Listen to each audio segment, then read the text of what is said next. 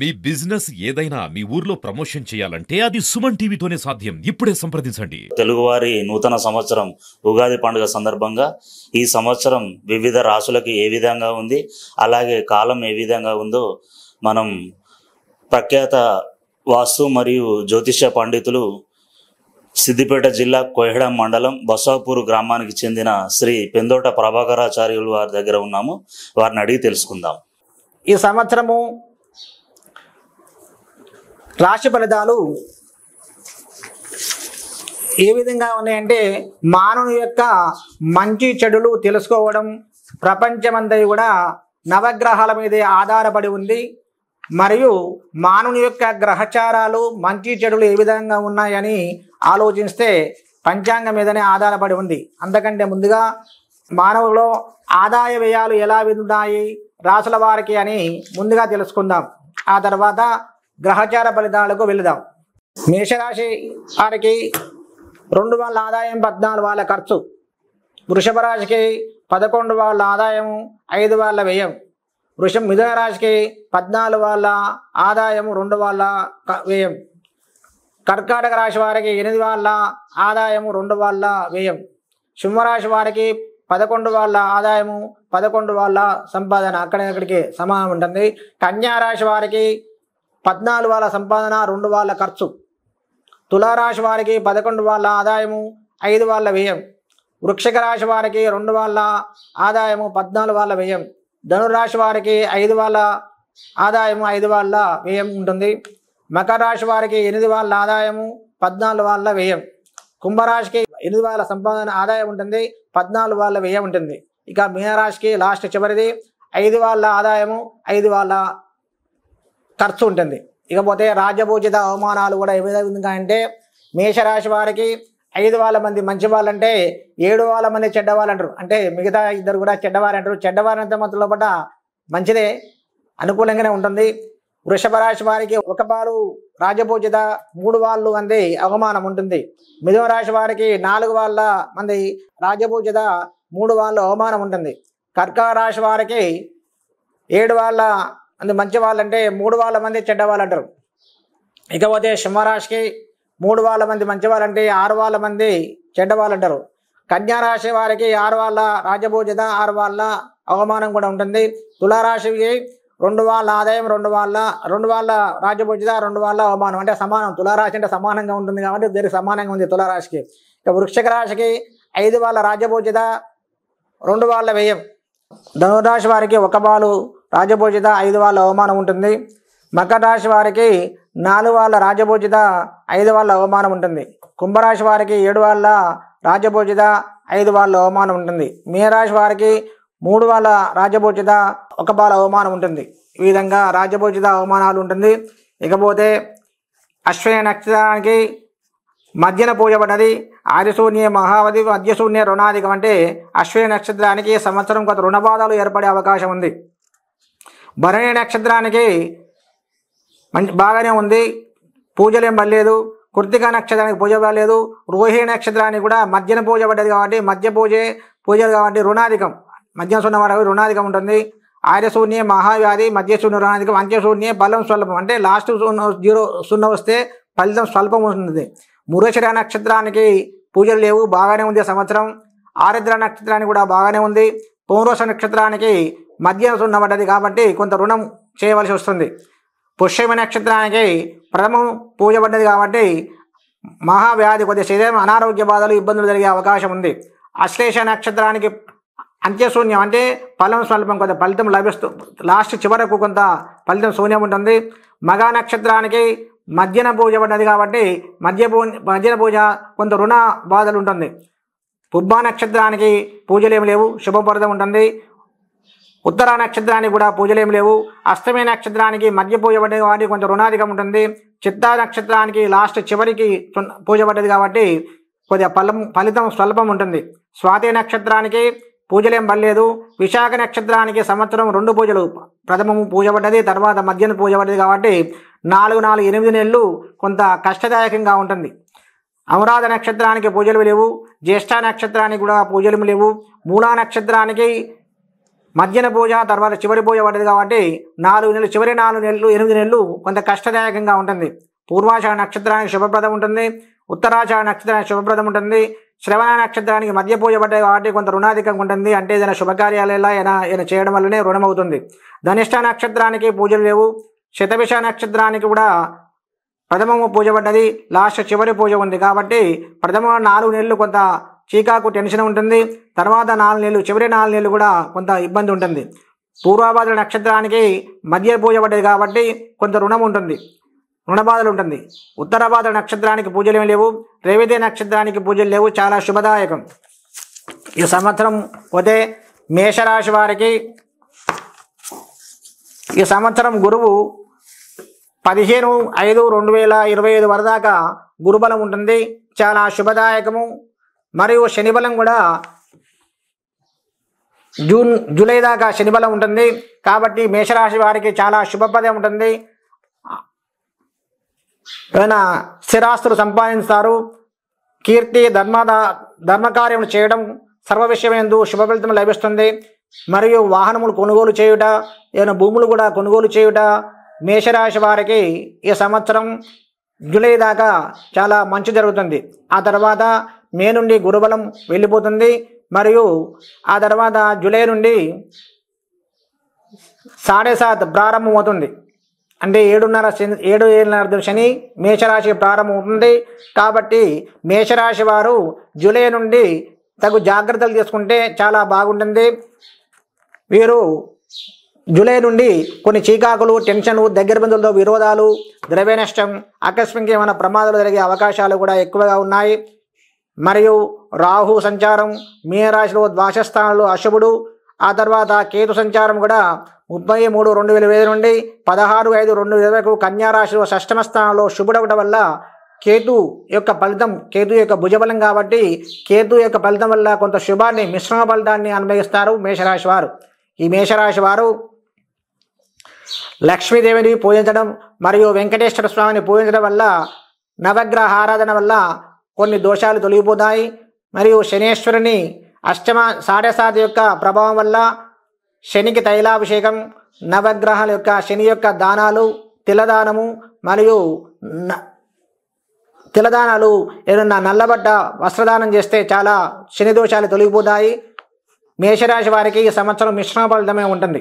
ఇకపోతే వృషభ రాశి వారికి ఈ సంవత్సరం 15/5/2025 నుండి 25 వరకు దాకా కొద్దిగా గురుబలం తక్కువగా ఉంటుంది. కాబట్టి కొంత చీకాకు, టెన్షన్ ఇంతవరకు అనుభవించారు. దగ్గర బంధువులు విరోధాలు, చిక్కులు, మానసిక ప్రశాంతత లేకపోవడం, ఇటువంటి కొన్ని ఇబ్బందులు అనుభవించారు. అటువంటి బాధలు తొలగిపోయి మే 15 నుండి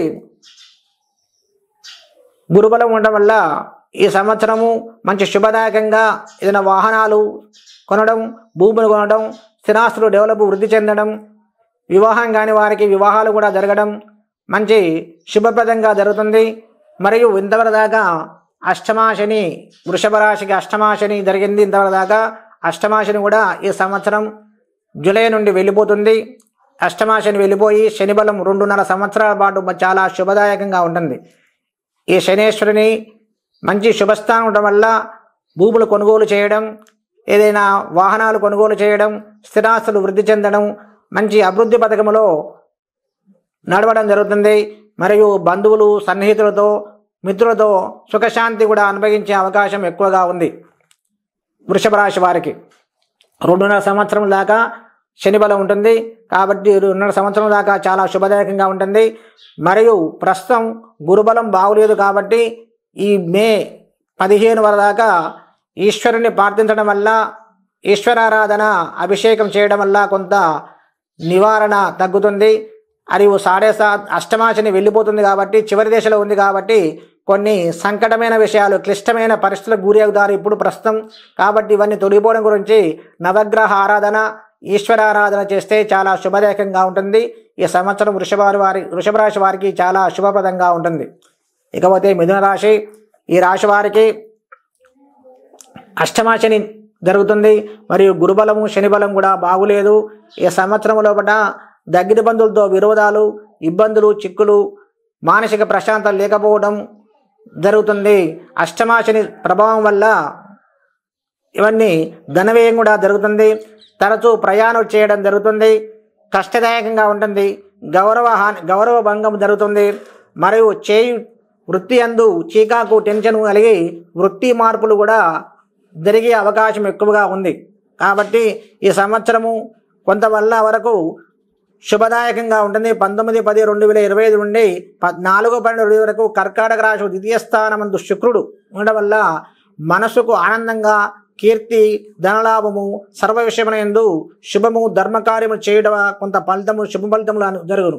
శని ప్రభావం వల్ల కొన్ని ఆటంకాలు రోగ అనారోగ్య బాధలు పాపకార్యములు చేయుట ప్రయత్నకార్యము చెడిపోవుట చేయు వృత్తి యందు అవరోధములు జరిగే అవకాశములు ఎక్కువగా ఉన్నవి.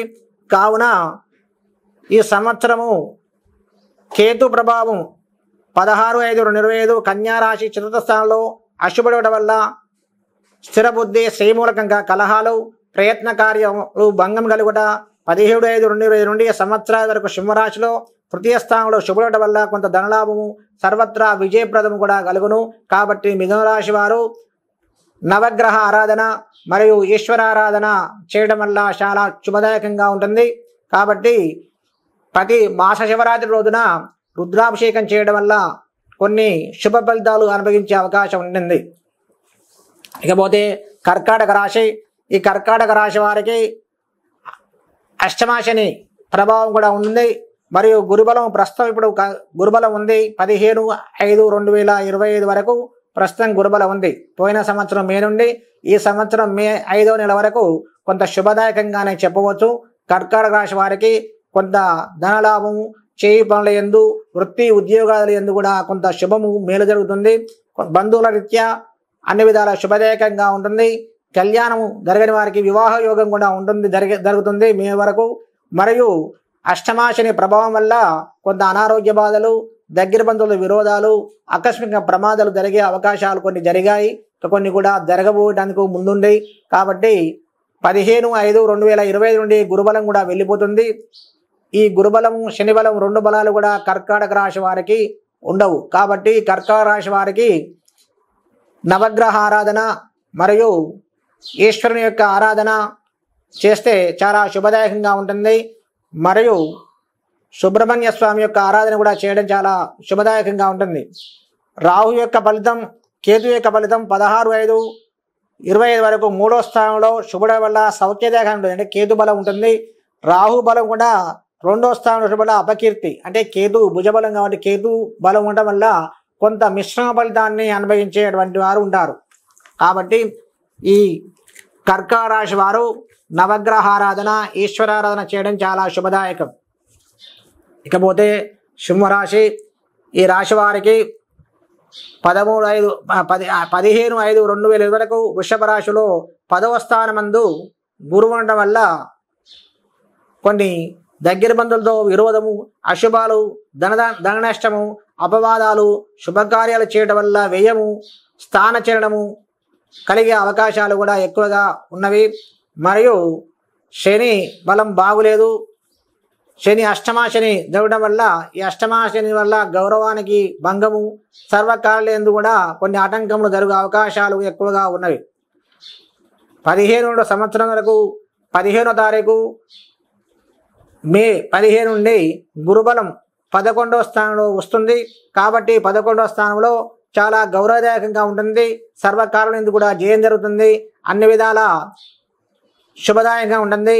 స్థిరాస్తి డెవలప్ చేయడం వాహనాలు తీసుకోవడం వివాహం కాని వారికి కూడా వివాహ శుభకార్యం కూడా జరగడం ఈ సంవత్సరం మళ్ళీ 2026 5వ నెల దాకా చాలా బాగుంటుంది. గురుబలం ఉంటుంది. ఈ గురుబలం వల్ల కోరిన కోరికలు నెరవేరుతాయి. అన్ని విధాల సౌఖ్యదాయకంగా ఉంటుంది సింహరాశి వారికి. ఈ రాహుబలం వల్ల సంవత్సరంలో 8వ స్థానం 7వ స్థానం అశుభడం వల్ల కొంత శరీర బాధ అంటే మనోవిచారము తరచూ ప్రయాణాలు కొన్ని క్రూర జంతువుల వల్ల లేదా వాహనముల వల్ల ప్రమాదం జరిగే అవకాశం ఉంది.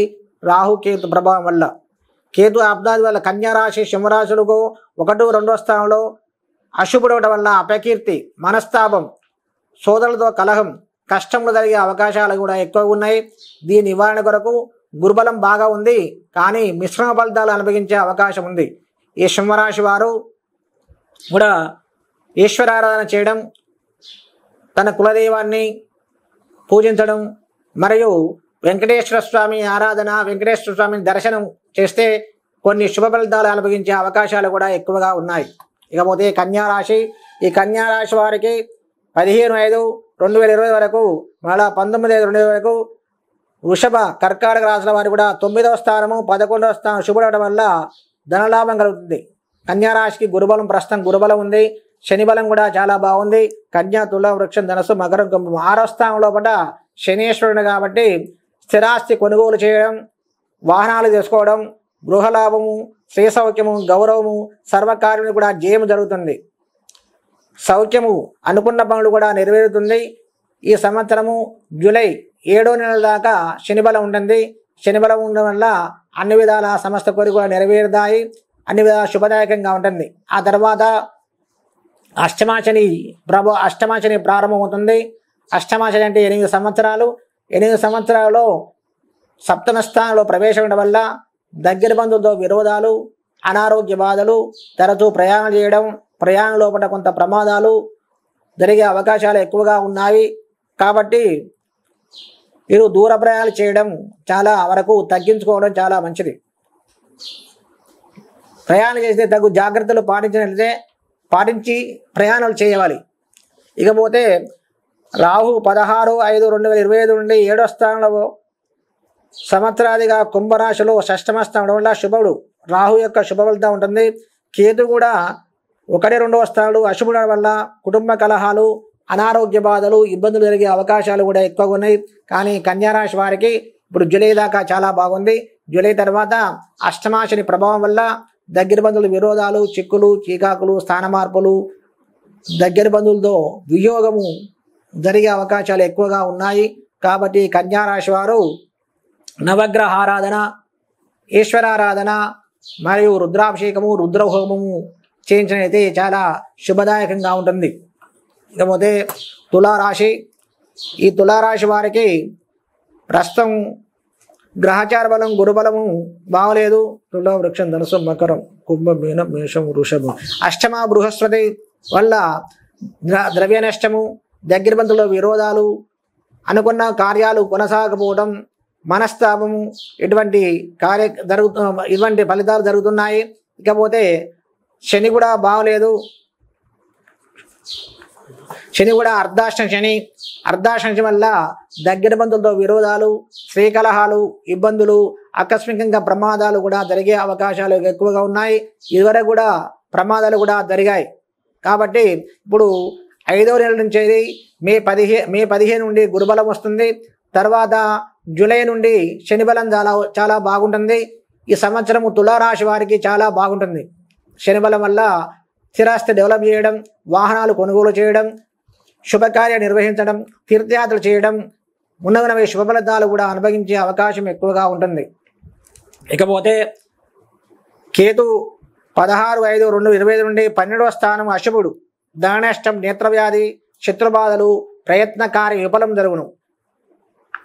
మరియు కేతు రాహు 11వ స్థానం ఉండడం వల్ల శుభ ఫలితం అనుభవించును. భోజన సౌఖ్యము, నూతన వస్త్రాధారణ, వస్తు ప్రాప్తి జరుగుతుంది. తులారాశి వారికి సంవత్సరం చాలా బాగుంటుంది. ఇకపోతే వృక్షక రాశి వారికి, ఈ వృక్షక రాశి వారికి ప్రస్తుతం గురుబలం బాగుంది. మరియు అష్టమాశని ప్రభావం ఎక్కువగా ఉంది. వృక్షక రాశి వారికి అనుకున్న కార్యక్రమాలు పెండింగ్ వేయడం, దగ్గర బంధువులతో విరోధాలు జరగడం, మనస్తాపం, స్త్రీ మూలకంగా కొన్ని గొడవలు, అపవాదులు జరగడం,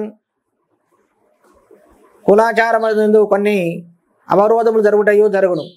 గురుబలం బాగుంది. గురువు 7వ స్థానంలో గురువు ఉండడం వల్ల అన్ని విధాల పెద్ద వారితో పరిచయం కలగడం, అధికారులతో అనుకూలంగా ఉండడం, అధికారుల యొక్క మన్ననలు పొందడం కూడా జరుగుతుంది. స్థిరాస్తి అభివృద్ధి చెందుతాయి. ఎప్పటి వరకు మే నెల దాకా జరుగుతుంది. మే నెల తర్వాత కొన్ని జాగ్రత్తలు పాటించినట్లయితే కొంత శుభం జరుగుతుంది. ఈ వృక్షక రాశి వారు కూడా ఈశ్వరారాధన మరియు నవగ్రహ ఆరాధన, శనికి తైలాభిషేకము, శనిదానాలు ఆచరించినట్టయితే కొంత శుభ ఫలితాన్ని అనుభవిస్తారు. ఇకపోతే ధనుసు రాశి. ఈ ధనుసు రాశి వారికి ప్రస్తుతం శని బలం బాగుంది. 3వ స్థానంలో పడ్డ శనేశ్వరుడు ఉండడం వల్ల స్థిరాస్తి కొనుగోలు చేయడం, వాహనాలు తీసుకోవడం, కొంతవరకు ధనధాన్యాలు సమృద్ధిగా ఉండడం కూడా జరుగుతుంది.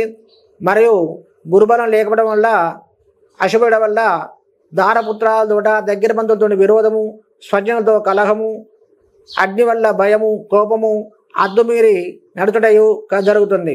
15/5/2025 నుండి గురుబలం సప్తమ స్థానంలో గురువు ఉంటుంది కాబట్టి ఈ గురుబలం వల్ల శుభదాయకం జరుగుతుంది. రాజకీయ వ్యవహారంలో జయము, ఆరోగ్యము, అభిష్టకార్య సిద్ధి జరుగుతుంది. చేసే ప్రయత్నములు కూడా అనుకూలిస్తాయి. వాహనాలు కొనుగోలు చేయడం లేదా స్థిరాస్తి డెవలప్ చేయడం, శుభక వివాహం కాని వారికి వివాహం కూడా జరగడం జరుగుతుంది. స్వగ్రామంలో కూడా జయము, సుఖజీవనము, ఆరోగ్యం కలుగుతుంది.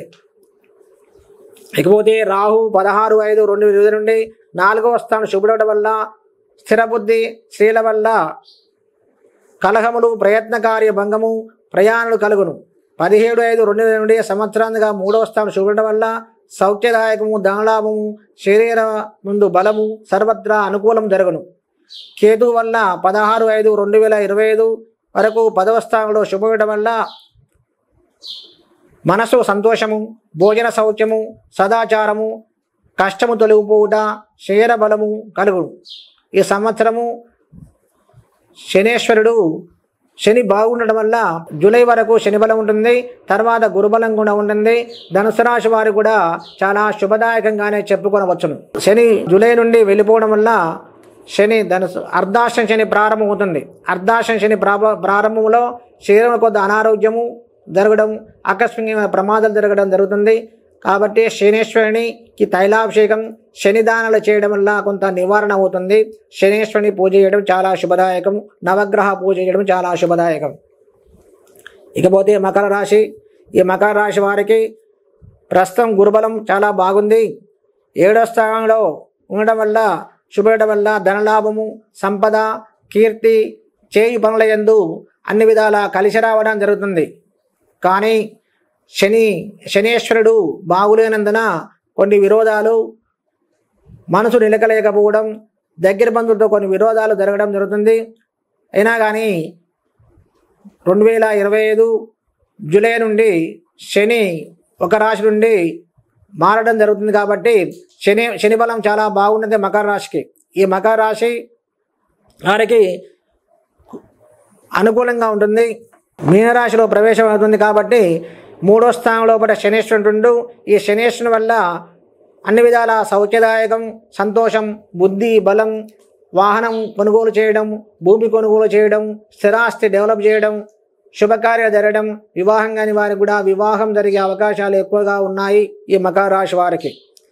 మరియు 16/5/2025 నుండి 25 నుండి 3వ స్థానంలో రాహు శుభుడవడం వల్ల సౌఖ్యము, ధనలాభము, ఇష్టకార్య సిద్ధి, సర్వత్రా అనుకూలం కూడా జరుగును.